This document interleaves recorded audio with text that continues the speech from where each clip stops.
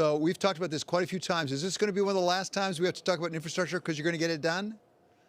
Well, we are going to get it done. I think we have great bipartisan support. We've had 22 amendments that have been offered. Everybody's getting a chance to make some tweaks and some differences that they've been working on. So I'm very encouraged by this.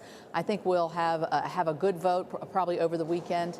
I hope not as late as Monday, but maybe. So give me a sense if there's anything that could get between you and getting this done. And let me specifically ask about the CBO scoring. The Congressional Budget Office is supposed to come out with scoring this afternoon. Just explain to me, because I haven't been a part of that process. Do you have a sense of where that's going to come out already? Will it be a surprise to you? Well, I think we are all anxious to see what the score as moves forward. There are certain pay-fors that the president absolutely would not accept, such as user fee on electric vehicles and more COVID dollars repurposed and things of that nature. So frustrated there a bit. Of course, the president wants more taxes, and we said no to that. So I'm not expecting the entire $570 billion to be paid for, but I do believe that the case can be made very strongly that by investing in infrastructure with the manufacturing that will occur, the job creation that will occur at the same time, that essentially over a 5 to 10 year period, this bill will absolutely pay for itself. But we expect it to come in a little over half with some of the pay-fors that they've put forward. A little disappointed in that, would have liked to have seen more, but I think this is so important to the country, I'm still going to move forward with it. Well, Senator, as we're talking about pay-fors, talk to me about carried interest, because I saw a report on the Bloomberg here that two of your colleagues, Ron Wyden and Sheldon Whitehouse, now are proposing to do away with the carried interest break that's given to private equity, essentially. Would you be in favor of that? Would that raise enough money to help? Well, I think that's probably what they're talking about is their $3.5 trillion package. Carried interest was something that we talked about in the tax bill of several years ago. It didn't make it into the package. I think it's one that should be seriously looked at, although I'm not for raising taxes, but I think this is one that probably would have some bipartisan support. What about the House? There is the House, the other chamber, right? Yes. And I hear some rumblings out of the House. For example, on some of the environmental provisions, the Chairman DeFazio, for example, is saying, we've got some stuff in the House version they don't have in the Senate. We're not sure we like that very much. Is that a possible sticking point?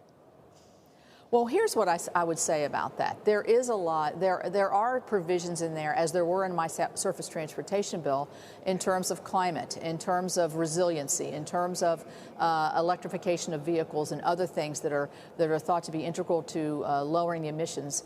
And so let's move forward with those. I think the House is going to deal with this bill, I hope, very positively. But I would say, too, they're going to have another crack at the ball. I'm talking they being the Democrats. If they want to go full Green Deal on this, they can do that with their $5 trillion. I hope they don't, because I think it would harm the country and put taxes on everybody. But you can't have everything. But there are provisions in here, I think, that are made to look at some of the issues that DeFazio has been addressing. Well, let me ask about that, because you have responsibility for the environment in the Senate. I knew that you were an advocate for the environment. It's not a yes or no. It's a how do we do it? What's the Republican approach to climate at this point, the alternative? Well, let's take the water bill, for instance.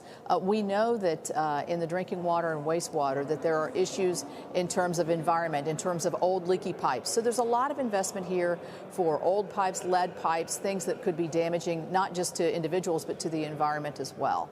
I think in the transportation bill, as I said, we had 19 provisions in our bipartisan bill that we put forward. Some of it deals with emissions. Some of it deals with getting states to look at their emission targets. Some of it deals with electric vehicle charging stations and hydrogen and the technology that's going to move forward. I mean, we're for reasonable, sensible environmental regulations, not those that if you do a cost-benefit analysis like they didn't do when they in the Obama administration, which causes enormous economic damage, which I saw in my state. Senator, you raised the question of charging stations, and we understand that President Biden later this afternoon is going to come out with some leaders in the auto industry and announce a target of 50% emissions-free vehicles, cars and trucks, by 2030, the end of this decade. Does that sound reasonable to you? Is that something we should set as a national goal? I think setting a national goal is always fine, but let's look at some of the realities of where we're going here. What's the cost of an electric vehicle? Who's going to, be able to afford these? Number one, what are you going to do with, with your old vehicle? What if you have to haul large or heavy amounts? What if you're on a long You drive long distances. I mean, I think there's other considerations. What's the environmental impact of discarding batteries and other things that come along with electric vehicles? So I don't think it's just singularly setting a goal and saying you're going to do that. There's all kinds of other considerations that I think we need to have. Yes, let's move forward with electric vehicles. I'm all about that. But let's set realistic goals. We'll see, if 2030 is too aggressive.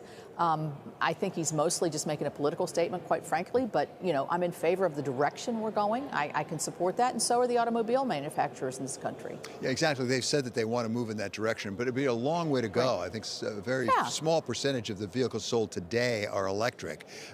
Do you have a sense of whether we have, for example, the resources, the lithium, the various elements that we need to actually support that degree of electric vehicles in this country?